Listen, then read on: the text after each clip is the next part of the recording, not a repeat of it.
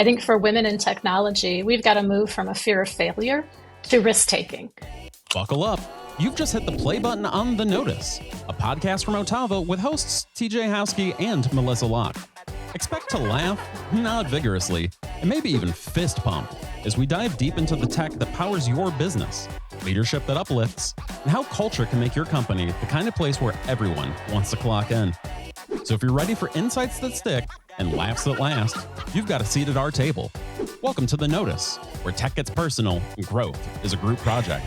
Let's get started. All right, March is Women's History Month, and we just celebrated International Women's Day. And International Women's Day has a theme this year, and it is Inspire Inclusion. And so their website says inclusion comes from the heart, and they are doing their hashtag and photos with the heart. So we'll see if we can get our guests to do that today too. Because we're talking to some amazing women from Otava and Schurz, bringing them in. They're women in leadership in our organization, and they have some good advice on just how women can excel in tech and leadership. Plus, we're going to be talking with Indy Women in Technology. It's a nonprofit aimed at inspiring women and girls who pursue, STEM programs. So they have topics related to employment through training, mentorship, education, financial support. So looking forward to talking to that group too and bringing them on. That's awesome. This is good. I like this segment a lot because it's kind of a slow down and focus on the more meaningful things, right? Not that what we don't talk about in leadership and business and that, but again, we love people, and to be able to sit down and narrowly focus in on a group of people that are absolutely incredible is awesome. And I'm passionate about this as a girl dad, so I love that we get to talk about it. But this is great. This is really, really cool. And I'm excited you have a speaking engagement coming up that I know you're so excited about. Well, it kind of goes to just feeling like, do I have enough knowledge to share and make it meaningful? That's right. And yes, you do. Confidence in yourself. And so I'm looking forward to it, and I know it'll be fine, but I am a little sick to my stomach as I prepare. You're going to do great, but I love that we're highlighting it here because, again, this is one of those things that you're constantly looking for ways to stretch yourself, get into that uncomfortable zone, and get out there and represent. So I think it's awesome. It's going to be cool. Yeah, and I've really learned the longer I work with you, the more uncomfortable I am. So,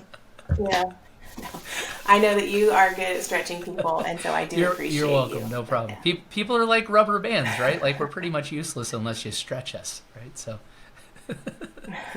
That's right. I appreciate you, even though I'm still going to give you a hard time about it. I appreciate you too. Well, we do want to do our shout outs. So I have a shout out that I'm excited to share. And mine kind of goes with our topic today, and I love it when that works out. But Mary Lou Murdoch, she is our people and culture manager over the broadband companies under Schurz. But more importantly, she is heading up our own women's group.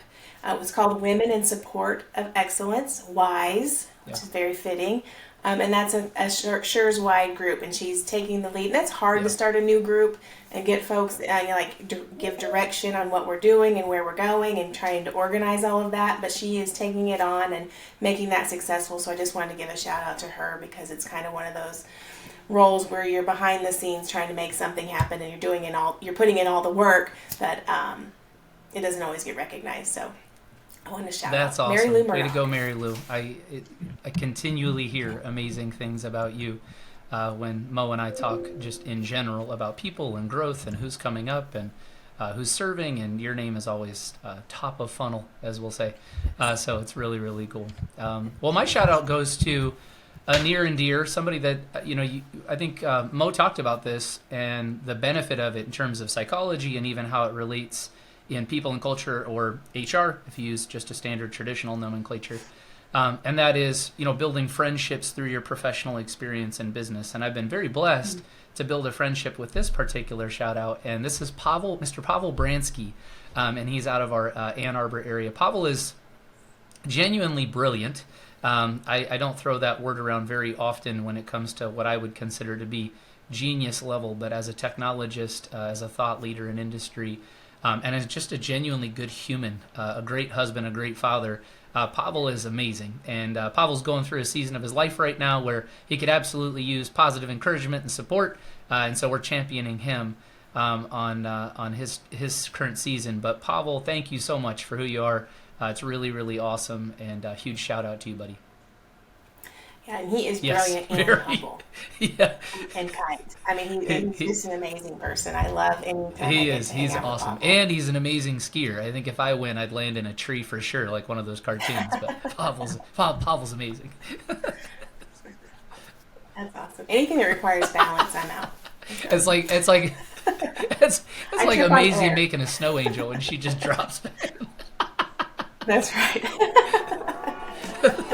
It's She comes by it honest, just like her mother.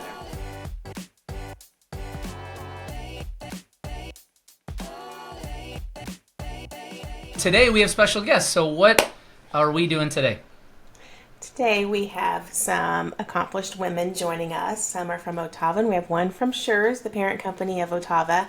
I'm excited to have them on and just talk to us about women in technology. So I can kick it off by introducing each one. We have Cindy Lyon, who is our Vice President of Customer Experience. Ioana Bongchu, did I say that right?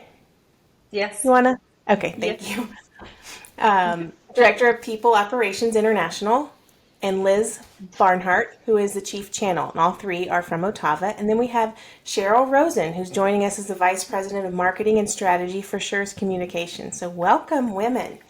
Thank you. Thank you. So as we celebrate, Women's International Day, and specifically talking about women in technology, we have a few questions I'd like to throw out there and just get your expertise and wisdom in a few areas, and that may help other women in the tech space find their way. So, Ioana, I want to start with you. Can you share your journey into the tech industry, and then what inspired you to choose that path? Honestly, I'm also surprised on how I got here. Reality is that I started as a psychologist, and these two domains somehow synchronized very well together. Over the years, as I started in a consultancy company for recruitment and training, the driver for me was to understand the market demands based on technologies and growth. And future development trends. And somehow psychology matched well with the company's intentions to grow.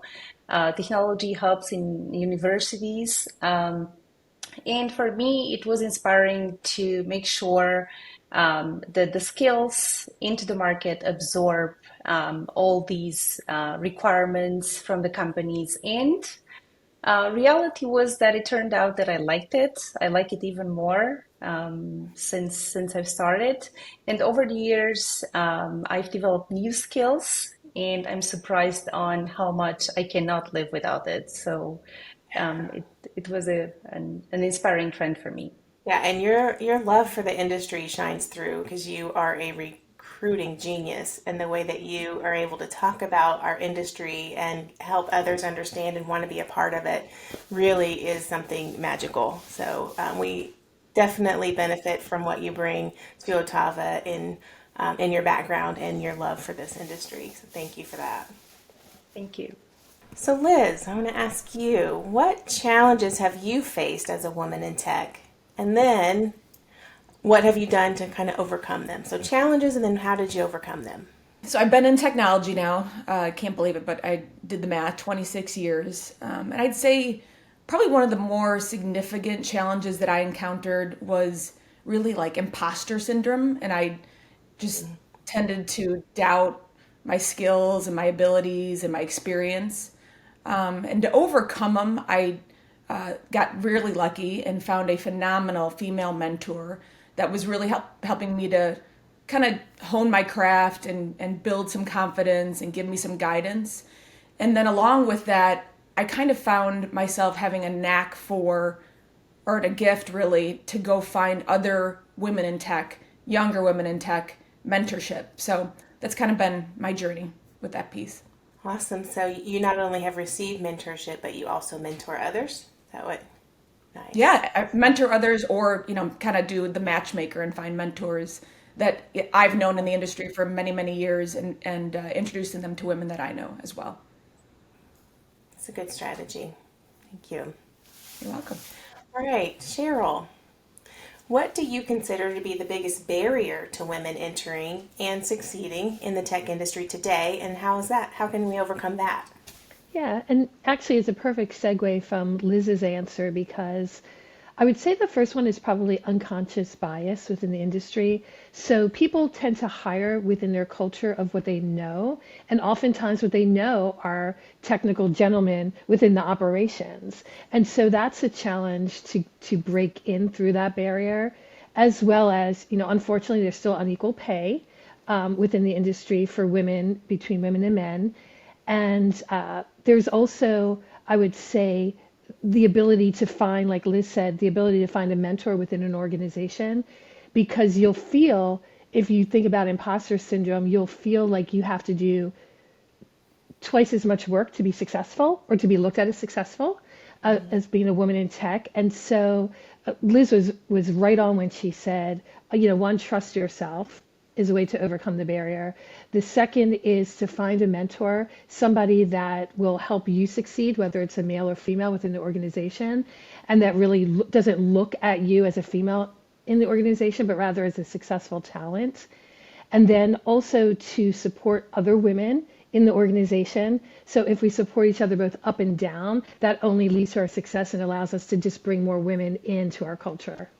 Yeah, and I was at a HR conference not too long ago. One of the data points they shared, and I can't remember the exact percentage, but it was something that made an impact on me, that most women will not apply for a job unless they qualify for every single bullet point in the job description, where men are more apt to say, oh, well, I've got top 3, good enough, going to go for it. And so I think that can also kind of plays into imposter syndrome and even our own unconscious bias about what we can and can't do, for ourselves.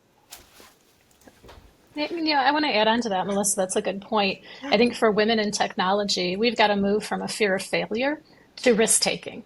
Like your example on men will apply for jobs if they're not fully qualified. Women need to get that empowerment and that confidence that they can apply for those jobs as well, because they want to take those risks. Yeah, so maybe that's if we get the opportunity to mentor someone, we can help in that area too. Yeah, it's good.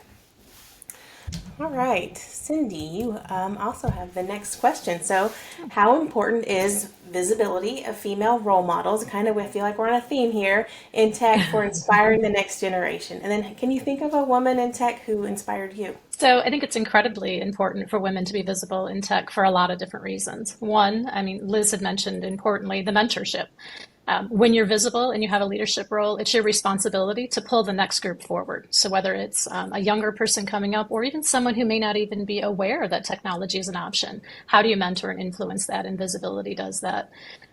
Also, women being represented in the leadership role in technology is representative of the customer base. Customers are not homogeneous, right? They represent a lot of different backgrounds, styles, genders, and having that voice will deliver a better customer experience as well for your end user by having that equal representation and balance on your groups. And for me personally, I've really been influenced lately by Rashma Sonji. I don't know if those of you who know her, but she founded Girls Who Code, and she's actually made it her effort now to really open the door for women, and whether it's children and teaching them to get into coding and the mathematical STEM sciences, or even going further with the books that she's written about being brave and about taking those risks and how important it is for you to you lose that unconscious bias and make yourself vulnerable in the workplace. So she's the one I'm most influenced by lately. Yeah, excellent example. Thank you. Well, I have one more question. I'm just going to throw it out there, and you can all answer it, or if just a few of you who think you have something that applies to this question that will be helpful. But how can the tech industry better support women in taking on leadership roles? I was going to say from someone that has been very fortunate to have, I've been with the organization for almost a year, coming up in April, and I've had some just phenomenal opportunities. Melissa can see my career grow with insurers. And I think it comes from each individual culture. And it's very critical that the leadership in each culture recognizes that there may be potentially a deficiency and look to bridge that gap. And that comes from the top down. Excellent. Yes. Yeah, I definitely have seen your growth already.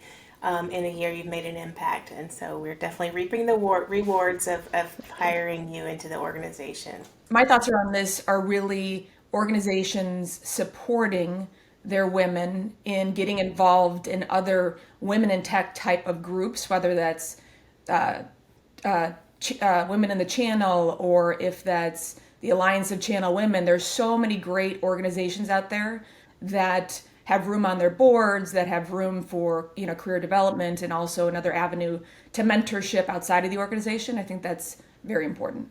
And I would say yes and to both of what Cheryl and Liz had said. But also kind of taking a more tactical look, looking at your policies and your procedures, looking at the way job descriptions are written, looking at the way you define your remote policies, making it family friendly, women friendly, right? We can get a lot done in a 24-hour day. It's just how we get it done and the way that we deliver that might be a little bit different. Given that we went through the pandemic and we learned a lot about the ability to work away from the desk, I think that's helped women in the workplace. And I'd like to see that actually memorialized in those policies and procedures at companies so that we can continue to grow that and leverage that diversity that comes with having females in the workplace. Yes, I think to summarize everything that we've said, I think we at Ottawa are a very good example in how we encourage women to be successful in the technology industry by offering them trainings, exposure to information, exposure to speak their minds, and to participate at technology events, networking projects, allocation, resources, and how to exercise their capabilities and strengths in their role as leaders in technology, role models. So, yeah, I think we are a good example in encouraging that. Yeah, and I think having women in leadership is, and I, of course, might be a bit biased, but I'll just call it out, that there's a level of empathy that the workforce needs now. I think especially working remote, and some folks are lonely and there's life events that happen, and by nature, I feel like women are more in tune to that and displaying empathy, and I think that's good for a work environment. I really appreciated the comments about culture, right? So I think one thing that we still do, I watch leaders, and I'll say we men do, is if you look culturally like a woman, and I'm raising girls, right? So I'm a girl dad, right? So women grow up in a culture that says you serve, right? And typically the way in which it's organized is you serve men, whether that is, the husbands that you might marry, or whether that then translates into the workplace. It's just culturally taught that there's this organizational structure that exists from a household all the way into the workplace, right?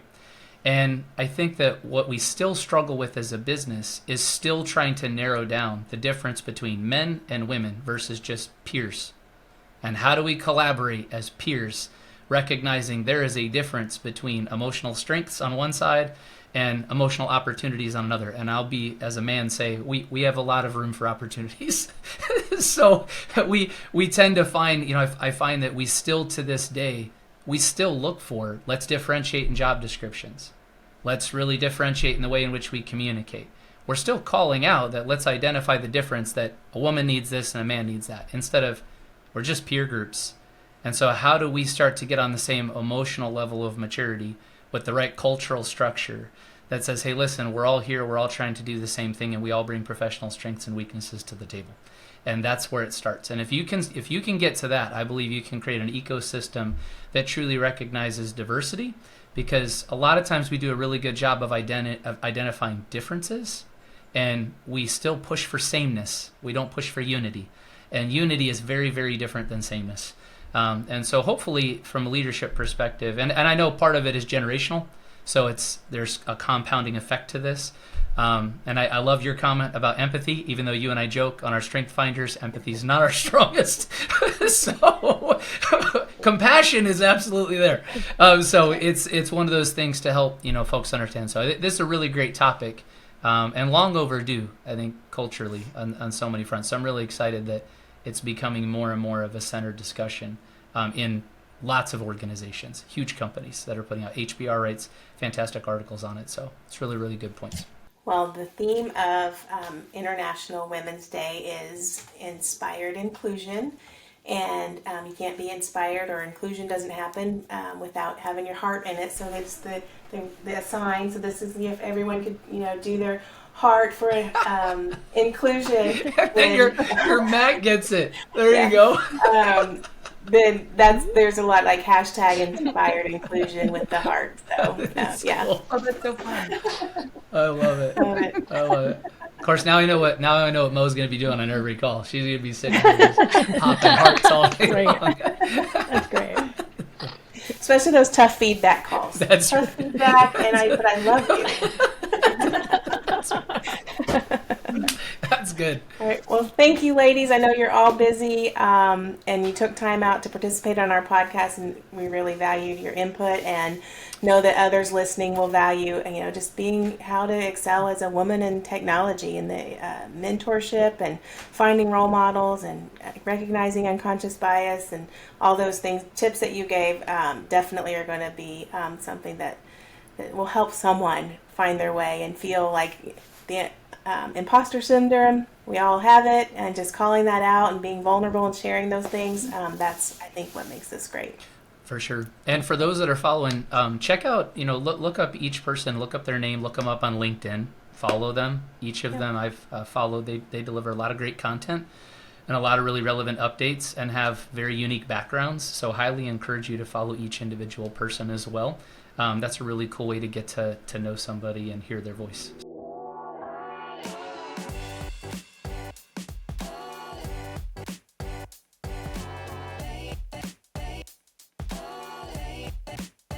Okay, so right now I'm joined with 3 ladies from Indy Women in Technology. I have Ariel Crawley, and she is the community engagement, in charge of community engagement. I have Kristen Russell, director of events, and I have Jessica McGinn, who is the marketing and social media director. Thank you, ladies, for taking time to join me. I know you guys are busy. I really appreciate you joining us today and being a part of our podcast. I have a few questions that I'd like for you guys to answer, just so that we can learn more about Indy and women in technology. And the first one is just, would someone tell us a little bit about it? Hi, well, thank you for having us. We're really excited to talk about our organization. Indy Women in Tech, or IWIT for short, is a traditional nonprofit organization that really serves 2 missions. First is to help get more girls introduced and acclimated to STEM career pathways, especially here in Indiana, so that they'll pursue STEM and then stay here for college, and then also start their STEM career here in Indiana. And our second mission is to help more women pivot or transition into the tech workforce. So we offer programming and different types of assistance, such as scholarships, childcare assistance, wraparound support, professional development, and mentorship, all for free, so that more women can transition into the tech workforce, but also figure out what pathway into STEM or tech might be best for them. Okay, wow, that's a lot. Thank you.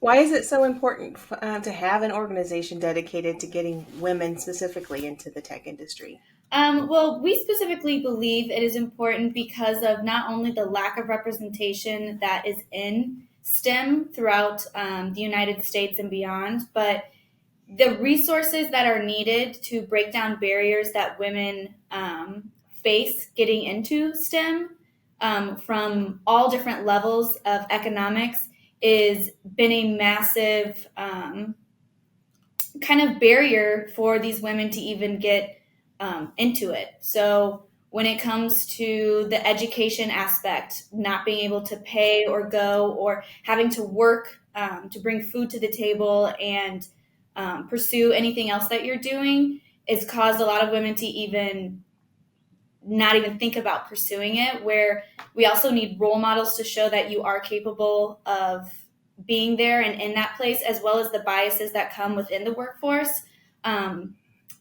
We really want to be heard and known and our ideas out on the table so that, the biases don't precede us. So what do you do? How do you help girls and women get into the industry? Well, one of the ways that we do that, in addition to what has already been mentioned, by providing educational support through scholarships, we also provide wraparound services. If a student is in need of a laptop or internet, or emergency services, in some cases, we try to come in and provide the services that are needed so that there's nothing preventing them from finishing their degree and moving on to what they need. But other ways that we accomplish our goal is through our events. So we have youth events and we have adult events to represent both of our avenues of ages that we support. Our youth events can range anywhere from robotics events that get even kindergartners through high school involved. We also have a staple event called Ignite Your Superpower, where we bring in several hundred middle school girls and introduce them to a college campus for one. Also have 25 to 35 different hands-on STEM activities. We have mentors, which we call the superheroes, that escort them throughout the day. We have panelists and workshops and really try to get them excited and introduce them to areas of study that they may not have been exposed to yet. And then we also have a program for high school students. And our adult programming, we have an Empower Indy Expo, which is a culmination of a job fair, free headshots, resume review, mock interviews, panelists, workshops, and it runs the gamut. And all of those services and all of those resources are free. And we provide those so that we can expose more women to a career in technology and hopefully encourage them to pursue that. A lot of the women that we see are going paycheck to paycheck. And once we get them through a program, we're able to see that financial stress lessened. And then they're able to not only provide for their families, but provide for the local community economy as well. Wow, that is a lot. It's impressive. I feel like you have thought of everything, every different way to meet the needs of an individual, and what the exposure they would need, and then at different levels and where they are in their career education. So how can someone get access to these resources? So they can get access by first visiting our website. We have intake information where they can complete, and it could be anything from, hey, I heard about your organization from this podcast. I'm in STEM. I'd love to be a mentor. We greatly appreciate that. We also have ladies who maybe they're interested in returning back to school. They could sign up to be part of our Ivy Works program, which is in partnership between our organization and Ivy Tech Community College across the state of Indiana. And then they could also just sign up and say, hey, I'm an educator. I'm interested in you hosting one of your amazing events that Kristen talked about at our school. So our website is IndyWit, IndyWit.com. We would be happy to take them on, and then also follow us on social media. We are available on all platforms and would love to be able to work with anybody. So you mentioned the website. Is that also where you can, the community can help to sign up for volunteering options? Is that all through your website too? Or just tell me, how can we help? So you can sign up through the website, but also other ways you could help is we're always looking for organizations to partner with us. So that could be anything from, hey, I work at a STEM organization. I'd love to be able to show middle school girls or elementary school girls about STEM pathways at my engineering firm.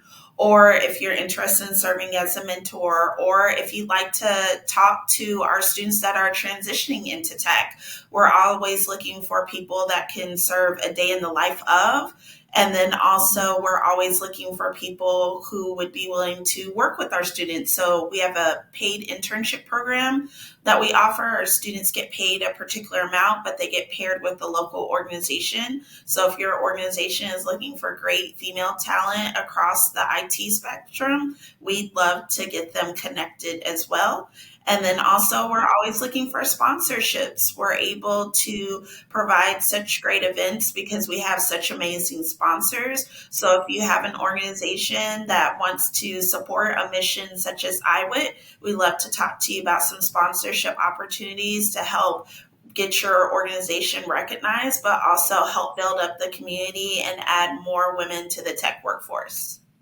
And just to add to that as well, we love attendance at events, whether that is volunteering or paying to come to one of our fundraisers, as well as donations. It could be our huge silent auction that we put on every year through our Futures Tech event, as well as our social media channels, spreading that awareness of these free events that we put on, or having kids come and check out these different robotics opportunities and our different fundraisers to come and attend. We do appreciate the spread of the word. Yeah, absolutely. Okay. Well, thank you guys. This is a lot of information, a lot of helpful information. Is there anything that I didn't ask you or we didn't cover that you want to make sure everyone knows about Indy Women in Technology? Well, we are young. We're a young nonprofit. We're about 7 years old. And because of everybody that has been involved in the major impact that we've made in Indiana, we are excited to announce that we have an upcoming expansion in the works. It'll be called Ignite Women in Tech. And so look out for that on our website. It'll be plastered once everything is set in stone, ready to go. But we're looking forward to making a bigger impact outside of the state of Indianapolis as well, or Indiana. Yeah, great. Well, thank you guys. Thank you so much. Thank you. Thank you. We appreciate it. All right. Well, so that's a wrap. Today was really special. Really appreciate the opportunity, what this platform provides. So thank you to our marketing department, who works incredibly hard to help us look great. Mo better than me, but certainly excited. Mo, fantastic job today. It was awesome to watch you interview those amazing women. So it's really cool. And shout out to all of the women that participated today and provided their thought leadership. We're incredibly thankful for you, and we support and champion you. So keep leading from the front, keep leading well and intentionally, and we're excited for those that you're going to pull up through the ranks with you. As we close next week, we're going to be talking about, or I should say next episode, we're going to be talking about how to recover from failure, or what I'll call perceived failure, or maybe more specifically, learning. How do you develop through that journey? Because growth is optional, but as a result, through that process, learning, or failure as some people mislabel it, is a process in and of itself. And what does that look like to come back? On the technology front, because of course we're in that sector, what are we talking about? And that is Otava's trademarked secure framework. How do we manage the conversations and lay out discussions with our customers that really take every element of consideration in their journey and tie that back to a consistent experience of what do we buy, where, why, and how does that impact our business, our goals, and the outcomes that we seek. So that's our secure framework. We'll be talking about that next week. Good stuff. I look forward to talking about, especially the learning from failures, or the learning, as you labeled it, in general. That'll be a good topic. And Yep. so follow, like, share the podcast for us. We would please. love to hear from anyone who has ideas on things that we should be talking about, and you'd like to hear us share on this podcast. We're definitely open to that. And then, as we say on the notice, do a decision. Do a decision.